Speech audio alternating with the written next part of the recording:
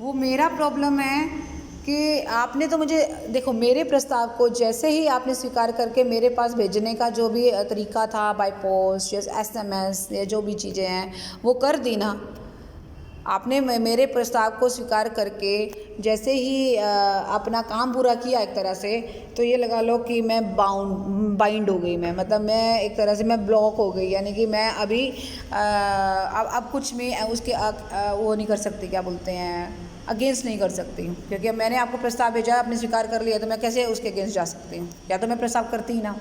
ठीक है, ओके। आपने ना लेटर बनाया, मैंने आपको 2 दिन का टाइम दिया था, आपने लेटर बनाया और पोस्ट कर दिया।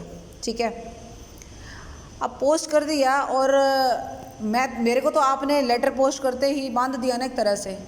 उसके बाद 1% आपके दिमाग में ये बात आ जाए, ओहो ये तो गलत कर दिया, मैंने गलत प्रपोजल ले लिया, मैडम के मकान से अच्छा तो एक और मकान भी बिक रहा था, घर में किसी ने आपको सलाह दे दी, भाई ये तूने गलत किया, ऐसा कर।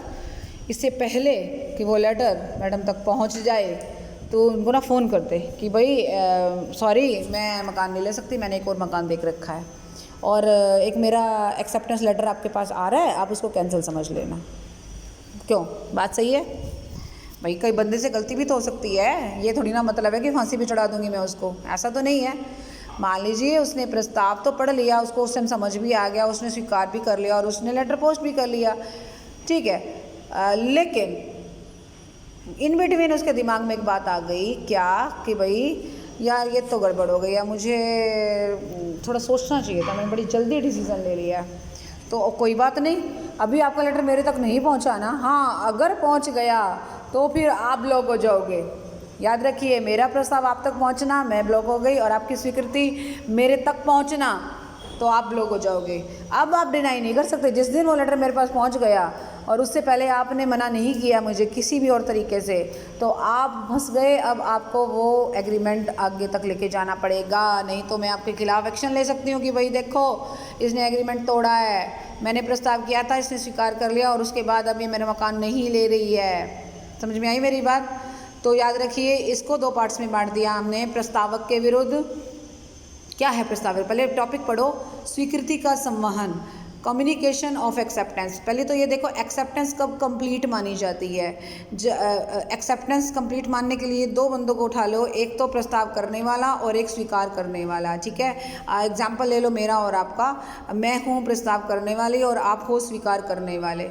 तो आपने स्वीकृति कर ली और स्वीकृति करते मतलब आपने वो सूचना जो है ऐसी तरीके से मेरे को दे दी कि अब आप उसको कैंसिल नहीं कर सकते हो। कैंसिल समझते हैं ना, कि भाई आपने लेटर पोस्ट कर दिया, अब एक तरह से आपके हाथ से एक बार तो ये बात चली गई ना, कैंसिल भी करवाऊंगी, अभी थोड़ी देर में कैंसिल वाला प्रोग्राम भी बताऊंगी।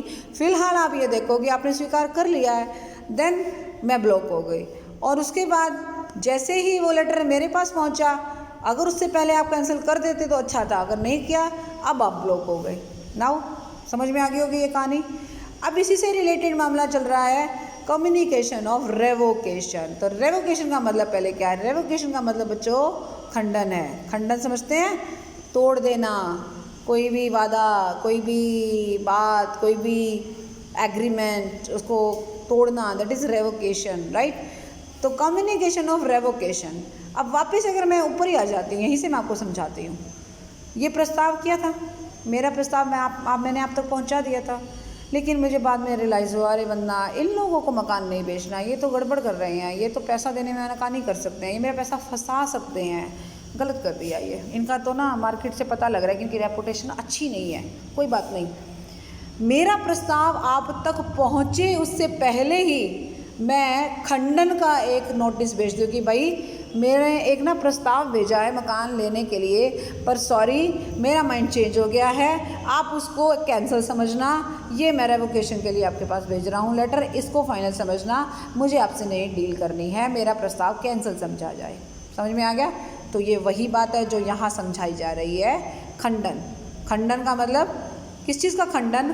प्रस्ताव का खंडन और स्वीकृति का खंडन। तो मैं आपको ना एक एक करके बता रही हूँ।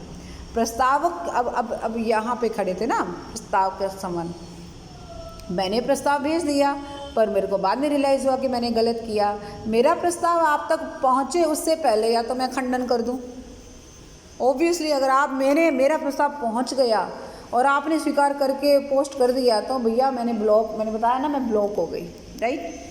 अब यहाँ पे क्या करना है आपको, जैसे ही आपका प्रस्ताव वहाँ पर पहुँचने वाला है उससे पहले ही किसी और ऐसे तरीके से जिससे आपकी बात और जल्दी वहाँ पहुँच जाए। जैसे अगर मैंने बाय पोस्ट किया है तो मैं टेलीग्राम कर सकती हूँ, अगर टेलीग्राम किया है तो मैं SMS कर सकती हूँ। अब आजकल तो मोबाइल का ज़माना है तो कोई चक्कर ही नहीं आएगा, 2 सेकंड्स में बात पहुँच जाती है।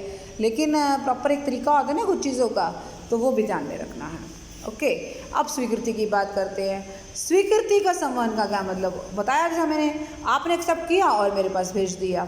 अब आपको लगा कि अरे गड़बड़ कर दी, तो बताया था ना मैंने, अगर आप चाहते हो कि स्वीकृति मेरे तक नहीं पहुंची है तो उससे पहले ही आप एक खंडन का लेटर डाल दो कि भाई सॉरी, मैं गलती से एक्सेप्ट कर बैठी हूँ, मेरा माइंड चेंज हो गया है, आप मेरे स्वीकृति के लेटर को कैंसिल समझना जब भी आपके पास पहुँचे, ठीक है।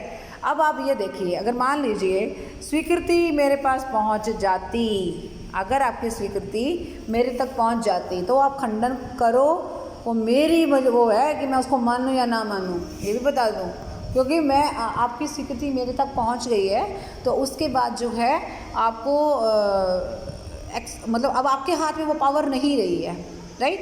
अब आपके हाथ में वो पावर नहीं रही है, अब आपको क्या करना है,